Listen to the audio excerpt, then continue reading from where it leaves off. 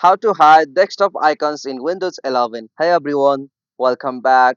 In this video, I will show you how can you hide desktop icons in Windows 11. So let's get started.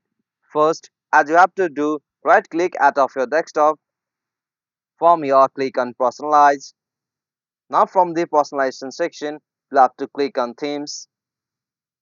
From the Theme section, you'll have to scroll down and click on the option Desktop Icon Settings.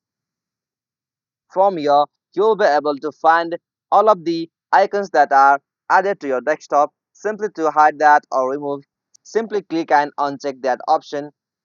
After you click and uncheck, simply click and apply. After that, simply click and OK. From here, after you uncheck that icons from the desktop personalization section, you'll be able to remove or hide that desktop icon from your desktop. If you found this video helpful, please make sure to like and subscribe for more videos like this. Thanks for watching. Have a good day.